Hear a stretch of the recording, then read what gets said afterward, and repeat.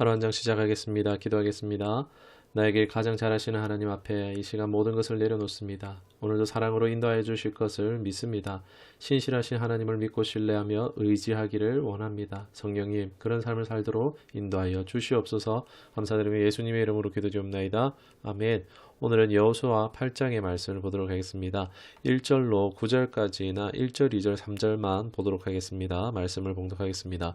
여호와께서 여호수아에게 이르시되 두려워하지 말라, 놀라지 말라, 군사를 다 거느리고 일어나 아이로 올라가라. 보라, 내가 아이 왕과 그의 백성과 그의 성읍과 그의 땅을 다 내 손에 넘겨 주었으니 너는 여리고와 그 왕에게 행한 것 같이 아이와 그 왕에게 행하되 오직 거기서 탈취한 물건과 가축은 스스로 가져라. 너는 아이 성 뒤에 복병을 둘지니라 하시니 이에 여호수아가 일어나서 군사와 함께 아이로 올라가려 하여 용사 3만 명을 뽑아 밤에 보내며. 아멘. 충격적인 이 아이성 전투의 패배와 아간 사건이 정리되었죠. 이제 아직 충격이 가시지 않았을 때에 하나님께서 다시 여호수아에게 두려워하지 말라, 겁내지 말라라고 말씀하십니다. 하나님께서 지금 앞선 이들로 사기가 떨어져 있는 여호수아와 백성들에게 가장 적절한 말씀을 주십니다. 하나님 음성만 들려도, 하나님 응답만 있어도 참 이것도 참 감사할 일인데 하나님께서 이런 위로의 말씀을 주시는 것을 볼 수 있습니다.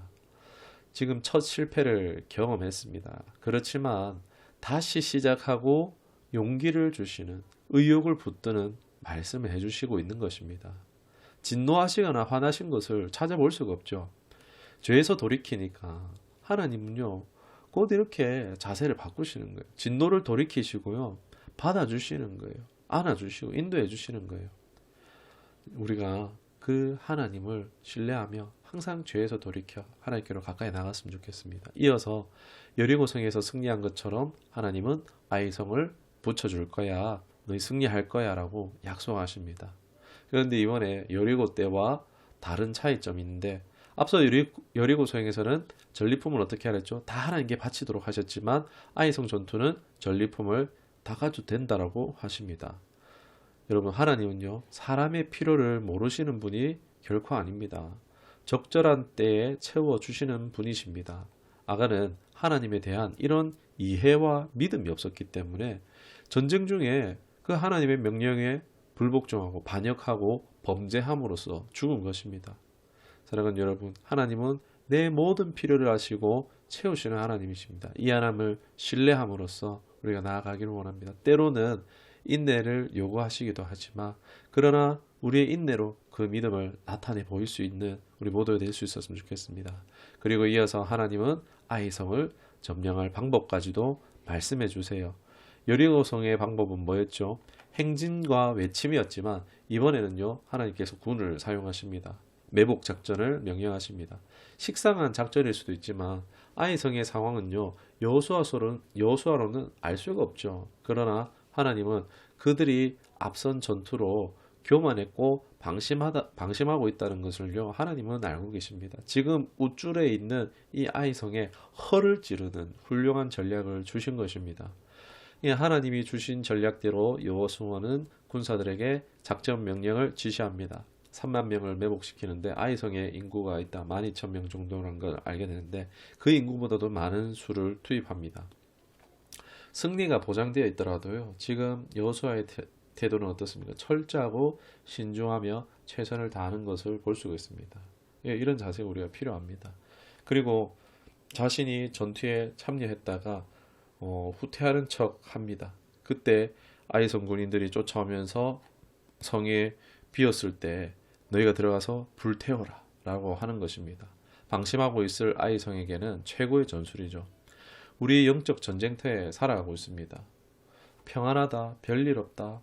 이 모든 것은 하나님의 은혜, 하나님의 수고로 말미암아 우리가 이런 평안을 누리고 있는 것입니다.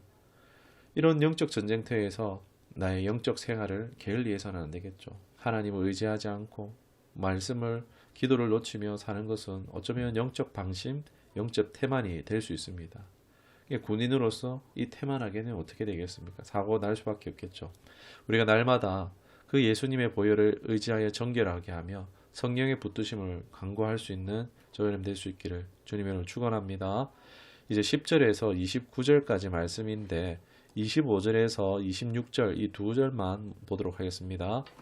그날에 엎드려진 아이 사람들은 남녀가 모두 12,000명이라 아이 주민들을 진멸하여 바치기까지 여호수아가 단창을 잡아든 손을 거두지 아니하였고. 아멘. 아이성 전투는요 하나님 명하신 대로 이루어졌습니다. 여호수아와 군대가 후퇴하는 척하면서 아이성의 왕과 군대를 끌고 나왔습니다.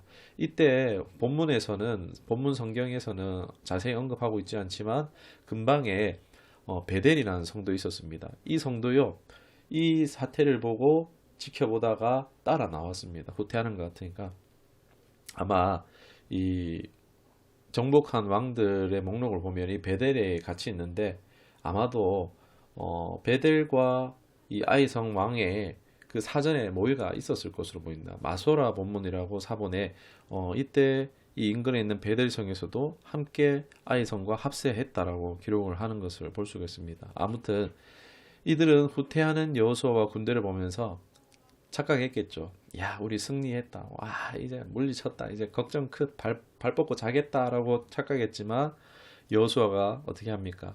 신호하자 잠복한 이들이 순식간에 점령해버리고 성을 점령하고 불태웠습니다. 이에 막 여호수아를 쫓고 있던 아이성 군대 어떻게 됐겠습니까? 뒤돌아보니까 자기가 살고 있는 성이 불타잖아요. 그러면서 우왕좌왕하면서 사기가 떨어지고 말았을 것입니다. 이때 여호수아는 돌이켜 반격을 시작하고 복병들도 합세하여서 왕들만 생파하고 이들을 다 전멸시키게 됩니다. 혹 이것이 좀 잔인하게 들릴 수도 있지만 앞서서도 얘기했지만 가나안은요 지금 죄로 말미암아 하나님의 심판을 받고 있는 장면입니다. 재앙이나 재난을 대신해서 하나님은 이스라엘을 사용하시는 것으로 우리는 봐야 합니다. 여기서 여호수아는 26절에 이 전투에서 자신이 지켜든 손을 내리지 않았다라고 합니다. 뭐가 생각나십니까? 출애굽기 17장에 이 아말렉과의 전투에서 모세가 손을 들면 이기고 손이 내려오면 지고 할 때 같은 모습이 그려지지 않습니까? 여호수아는요 다시 모세의 후계자의 면모를 보여주고 있는 것입니다. 아이성 2차 전투는 철저한 순종으로 철저한 승리를 할 수 있었던 것입니다. 요단강 도하와 여리고 점령 때와 마찬가지로 이 말씀에 순종하는 원리를 재확인시켜 주시는 장이라고 할 수 있습니다. 말씀, 순종, 승리의 원리라는 것입니다. 이러한 믿음의 원리로 살아갈 수 있기를 원합니다. 이 왕이 이제 처형해서 나무에 매달립니다. 그리고 그들의 시체를 이제 내려서 돌무더기를 쌓는데 저자가 이 책을 기록한 날까지 그 무더기가 있다라고 합니다. 이 돌무더기가 가지는 메시지는 뭐겠습니까? 아골골짜기와 마찬가지로 반대로 죄는 멸망에 이른다라는 메시지를 가집니다. 순종만이 참 복된 길입니다. 30절에서 35절까지인데 30절, 34절, 35절 말씀을 보겠습니다. 그때 여호수아가 이스라엘의 하나님 여호와를 위하여 에발산에 한 제단을 쌓았으니 34절 35절입니다. 그 후에 여호수아가 율법책에 기록된 모든 것대로 축복과 저주하는 율법의 모든 말씀을 낭독하였으니 모세가 명령한 것은 여호수아가 이스라엘 온 회중과 여자들과 아이와 그들 중에 동행하는 거류민들 앞에서 낭독하지 아니한 말이 하나도 없었더라. 아멘. 이제 전투가 어느 정도 마무리되고 여호수아는 제단을 쌓습니다. 모세가 이를 명하기도 했었고요. 또 피차 원치 않게 한 사람으로 하나님과의 언약이 지금 깨어졌기 때문입니다. 여러분 우리가 기억해야 될 게 죄는 죄가 있을지 모르지만은 화목하지는 않았습니다. 지금 계약이 깨어짐으로 인해서 다시 재계약이 필요한 상황이라는 것입니다. 여호수아의 이런 모습은요 정말 잘하는 면모라고 할 수 있습니다. 제단을 쌓아드리고 이제 율법을 이스라엘 앞에서 돌에 새깁니다. 그리고 낭독합니다. 재언약식을 하는 것과 마찬가지입니다. 이 아이성 1차 전투의 아픔을 통해서 더 철저한 이런 신앙을 가지게 되는 계기가 되지 않았나 싶습니다. 신중하게 행동하고 신앙을 우선하는 여호수아의 모습을 볼 수 있습니다. 우리도 어떻습니까? 아픔을 통해서 하나님의 중요성, 하나님의 우선순위에 대해서 우리의 인생을 통해서 배우게 됩니다. 참 말씀으로 들음으로 깨닫으면 그것보다 복이 어디 있겠습니까? 참 그러나 쉽지 않은 게 우리 안에 교만 때문에 그게 쉽지는 않습니다.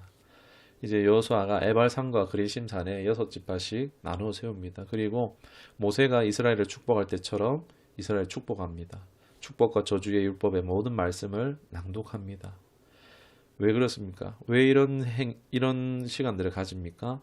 이스라엘의 능력은 자신들의 군사적 능력에 비롯된 것이 아니라 하나님의 말씀이요. 그리고 그 말씀에 순종함이 있었기 때문에 승리할 수 있는 것입니다. 그렇기 때문에 하나님의 말씀을 낭독하는 것은요, 너무나 중요한 것입니다. 이곳에서 지금 언약이 다시 갱신되는 것이죠. 하나님, 이 말씀대로 살겠습니다. 하나님이 왕이십니다. 하나님 주권을 인정하는 것입니다. 이를 통해서 하나님과의 관계를 다시금 돈독하게 하는 것입니다. 우리의 삶, 인간적인 힘과 노력이 아니라 하나님을 향한 예배와 순종으로 살 수 있음을 오늘 우리에게 도전하고 있습니다. 우리가 살다 보면 실수하고 넘어질 때가 있죠. 실패도 경험합니다. 그때 어떻습니까? 돌아갈 집, 돌아갈 가족이 있으면요, 우리가 그 실패 가운데서도 다시 일어설 수 있습니다. 이와 마찬가지로 우리의 내면, 우리의 영에게도요, 돌아갈 곳이 필요합니다. 내 영의 항구가 필요합니다. 내 기도하는 자리, 내 말씀 보는 시간, 내 애창하는 찬양, 내 주님의 항구로 돌아가야 하는 것입니다. 그 주님의 항구에 내 참부이신 주님의 품에 늘 안길 수 있는 우리 모두가 되기를 주님의 이름 축원합니다. 말씀을 기억하며 기도하겠습니다. 하나님께서 죄를 미워하시듯 우리가 죄를 미워할 수 있기를 원합니다. 그리고 하나님을 사랑하는 우리가 되게 하여 주옵소서. 모든 것을 또 가장 은밀한 것까지도 아시는 하나님, 그 하나님의 뜻이 가장 지혜롭습니다. 사람의 가장 지혜로움이 하나님의 어리석음보다 못하다는 그 말씀대로 우리가 믿음으로 인정하며 또 베푸시는 그 하나님의 뜻이 그것이 내 상황과 상관없이 믿음으로써 분별에 따라갈 수 있기를 원합니다. 말씀의 순종함으로 승리하는 여호수아의 군대처럼 나도 우리도 이와 같이 하나님의 군사의 정체성을 가지고 매일의 삶의 전투에서 승리하는 기적의 삶을 살아가게 하여 주시옵소서. 유혹과 미혹이 많은 이 세상에서 예수님의 피값으로 주신 우리의 그 거룩함을 늘 지켜나갈 수 있기를 원합니다. 날마다 예수 보혈 더욱 의지하며 감사드리며 우리 구주 예수 그리스도 이름으로 기도드리옵나이다. 아멘.